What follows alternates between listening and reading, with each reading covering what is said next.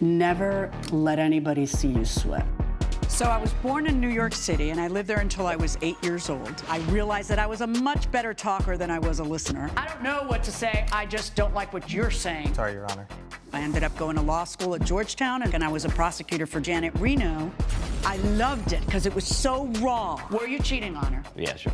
Okay. All rise. Our show will be a mixture of education, I think you're misreading the law a little bit, and entertainment. My main goal is justice and the law. That's been my legacy, and the legacy I hope to continue into the future with the show. Dominique Wells claims her roommate renewed their lease but left her name off and only gave her 3 weeks to move. Stacey Hernandez says Miss Wells refused to commit to another year in the apartment until it was too late. Ms. Wells, you are suing your former roommate for $1,500 because, according to you, Ms. Hernandez kicked you out inappropriately, and so you want her to pay your moving expenses. How did you two know each other? We actually met in college. And were you good friends? We were. Did you live together in college? We did. We dormed. All right. How long had you been living together? We had lived together for about 3 years in the dorm. Right. And then we had lived together for about a year in this apartment. Okay. And then everything ensued. All right. So tell me what happens. You are living in Springfield, Pennsylvania. And that's where you went to college, and you are not happy about living in Springfield, Pennsylvania. And No. why are you not happy?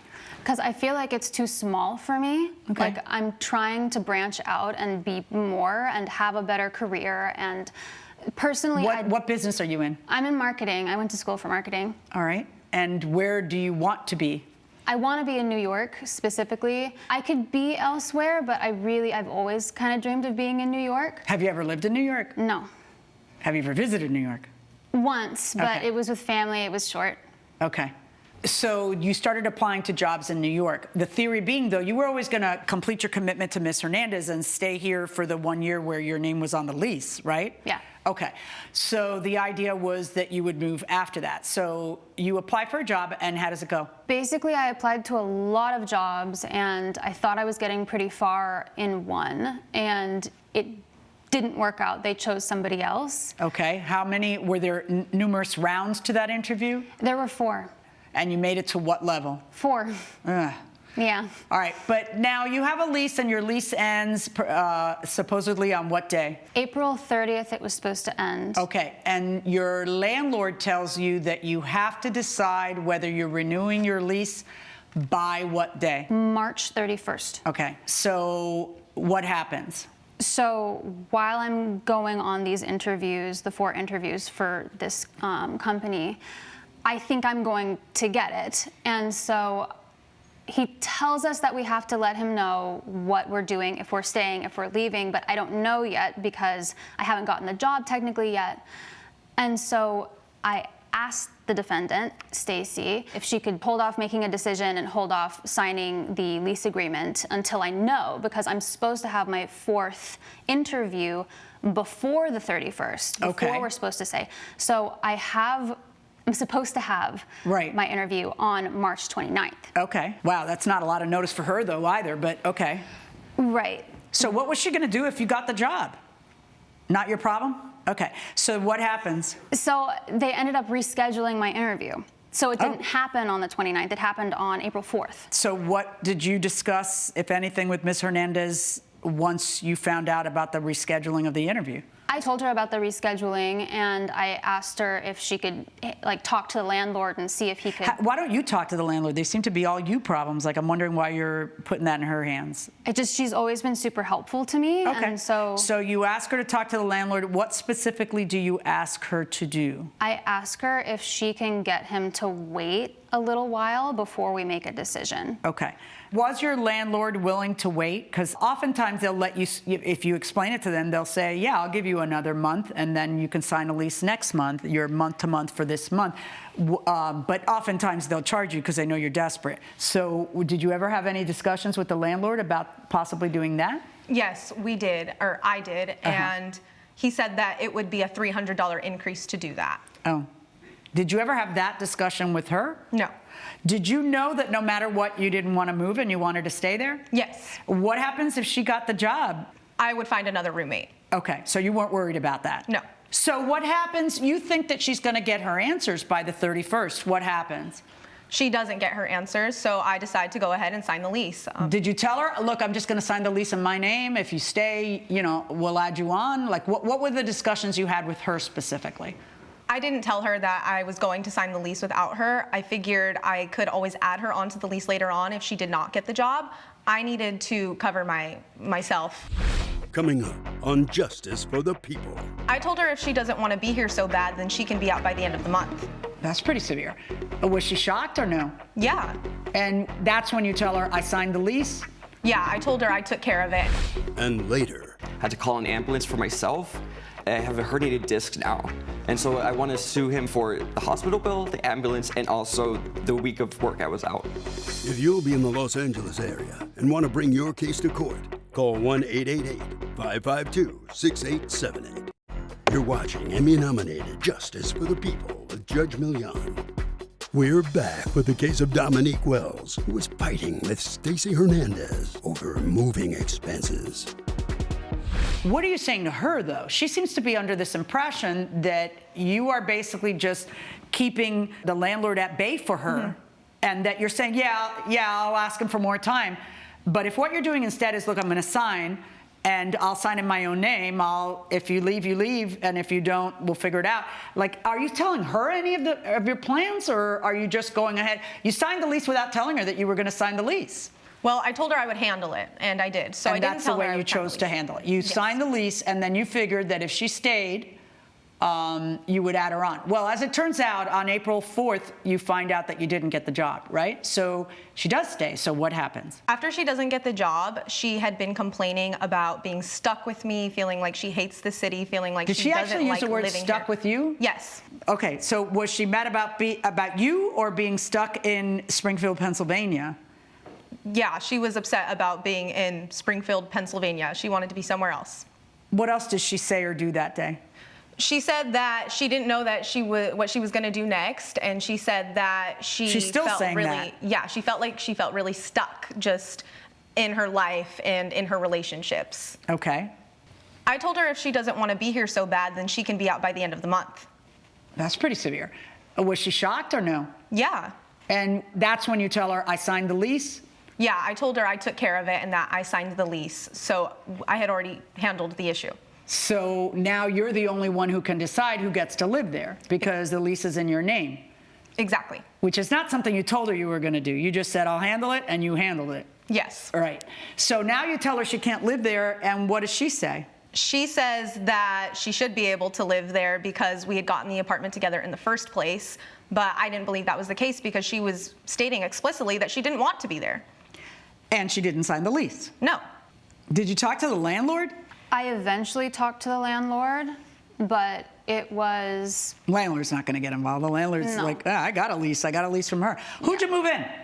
I moved in with my friend Allie, or I asked her to move in with me. Is it your testimony that if she would have told you, I didn't get the job, I can't believe it, I'll sign, you would have let her sign? It's Yeah. the whining and the complaining about a town that you love and saying, I'm stuck here with you, that made you change your mind about wanting to live with her? Exactly. I can put up with complaints, but living with someone and never being able to escape it is too much, and I don't have to put up with that. Are you referring to her complaining that she can never escape, or are you referring to you feeling like you couldn't escape? I couldn't escape from her. The complaints started well before the interview process. This had always been her dream to get out of the state and to go to New York. So I had been hearing this for a long time. When she had not gotten the job, the complaints got worse and worse and worse that day. Yeah. And that was when I decided that I couldn't put up with this anymore. Yeah. So you tell her she has to be out by the end of the month. You tell her that on April 4th, and you feel that she should pay your moving fees. I did. Why? Because she only gave me 3 weeks to move. And how much time does she have to give you to move in your state? Every state has different rules about how much time you have to give somebody before, because see, technically speaking, the only person who has a lease at that juncture, and you know that the landlord was demanding, answers by March 31st, or he was moving on. You told her handle it, she handled it. So if she's the one with the lease, she is technically, in a sense, your landlord when you're living there past the time when she signed the lease. So for the month of April, she's your landlord. Do you know how much time the law requires her in your state of Pennsylvania? How much notice she has to give you on your month-to-month tenancy? I thought it was 30 days. It's not. It's 15. But the thing is, it's not even a month-to-month tenancy because the thing ends on April 30th itself. So it's really not the way to look at it. The way to look at it is you have a lease. Your lease ends April 30th. You know it ends April 30th. You know the landlord has told you if you want to renew it, you have to tell me by March 31st, which is actually pretty good. In D.C., you have to tell them 2 months before, and in Miami, you have to tell them 2 months before. So otherwise, they just rent it to someone else. And then you just have to move when your lease is over. And there's no further notice. So the bottom line is your lease was always going to be over April 30th. It was always going to be over. And what you're saying is, I deserve a right to continue living here because what? Because in order to continue living there past April 30th, you need to sign a lease, which is not anything you ever did. It's a pickle. I mean, it's not much of a pickle. It's a pickle for you. It's not a pickle for me. You know how this works. You have to have a lease. You don't get to live there past April 30th because you never signed a lease. The only person who signed a lease was Ms. Hernandez. So you don't get to live there past your original lease because you have no legal right to live there past your original lease. It really doesn't matter how many days notice she gave you. But even if we go under your theory, Pennsylvania only requires 15 days notice. So it still wouldn't matter. The bottom line is she doesn't have to pay for your moving expenses. This is what happens when you wait until the last minute. And maybe it's a good thing. Maybe this is the push you needed to get you out of a town that you don't want to live in. Verdict for the defendant. All rise. Judge Milian has ruled in favor of the defendant. The plaintiff's claim is denied. I'm not surprised. She never had a case to stand on. I just don't agree, and I need that $1,500. Coming up, What is it that caused the ice? You say there was a leak? There was a gutter. The gutter was broken. It was leaking. Did you know that the gutter was leaking? Oh, yeah. How long had the gutter been leaking? 3 weeks, to my knowledge. you're watching Emmy-nominated Justice for the People with Judge Milian.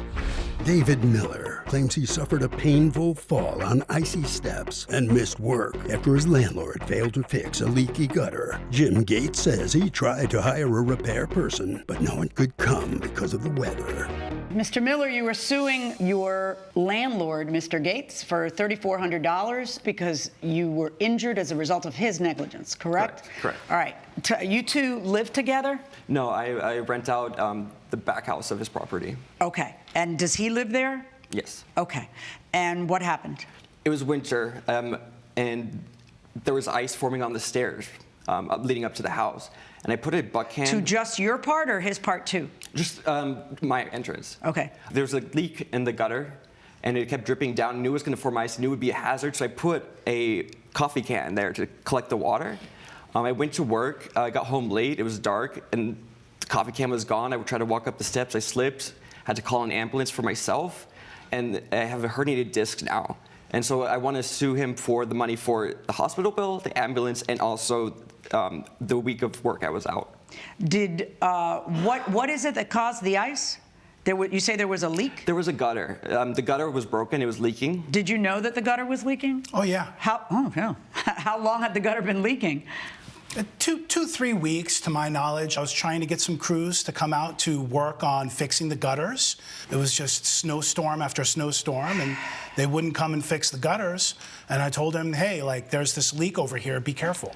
You see the coffee can out there. Yeah, if I may, Your Honor, that coffee can, he put that there to put his dirty cigarette butts in.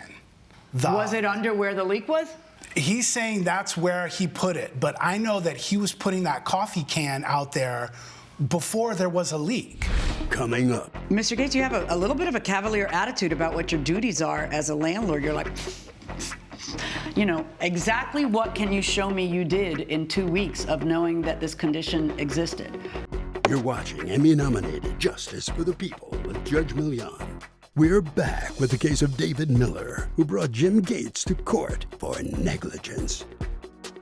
So what is your answer to, hey, you owe me $3,400 because you didn't take care of this in 2 weeks? I'm accountable for his carelessness, Well, no, the theory is that you're the landlord and you are accountable for dangerous situations, and you should have taken care of it because it came to your attention or you knew it. According to you, you brought it to his attention. So why didn't you just fix it instead of doing nothing for 2 weeks? Like I said, it was just crazy weather for 2 weeks straight. And how did you fall? I slipped on the second staircase. On the second stair, I stepped on it. I slid forward. I fell on my back. I now have a herniated disc. I had to go to the hospital. I have the hospital bill here as well. Let me see and that. also my bank statements to show that I didn't make money the week of the accident. Yeah. Do you have any bank statements that show what you make? Oh, this one shows. What is this that I'm looking at? That is my bank statement from my phone. I just did a screenshot. And so it shows that you make $17.50 a week, Correct. Working 40 hours, Correct. and you didn't make money on the week of the fall. Correct. It says it's a neurosurgical assessment for disc herniation. It doesn't say you have a herniated disc. That's what the doctor had told me. Do you have anything? Do you have your actual medical reports? Just the bill. Mr. Gates, you have a little bit of a cavalier attitude about what your duties are as a landlord. You're like, you know, exactly what can you show me you did in 2 weeks of knowing that this condition existed? Because at the end of the day, there was ice and he slipped on ice. like I said, Your Honor, I called all kinds of roofing repair companies. What evidence do you have of that? Do you have any phone records that would show that? Do you have any texts of conversations with any workers that would show that? Because you've come into court completely empty-handed to tell me what you did. It sounds like you did nothing. Judge Milian's verdict when justice for the people returns. When he fell, how did you find out he fell? I didn't find out about it until after the weekend I was out of town. What did you expect was going to happen? Well, I- maybe now you can have a clear vision. I just assumed that he would practice more caution. How much going up and caution? down this. The guy knew that there was a problem. He was practicing caution. He wasn't. I mean, listen, everybody's hung up on the stupid can. I don't know that the can is relevant or not relevant. I know that the can was your doing, so it's nothing he did. So what did you do to stop there from being, more ice? The one thing you did was move the can, which may have made it worse, may have not. But the bottom line is the repair has to be made. And if you're telling me nobody would come, you're going to have to prove that a little bit in court with anything, none of which you have. But he does have what he's out of pocket from the hospital. Why are you making faces? What do you think was going to happen? He does have the money he's out. He's literally out a week's work and the hospital bills. $3,400 verdict for the plaintiff. All rise. Judge Milian has ruled in favor of the plaintiff. The defendant owes $3,400. Am I to slip, but you're not slipping away from what you owe me? You need to be more accountable for your actions, man. I won. Exit this way, please. Make sure you grab all of your belongings.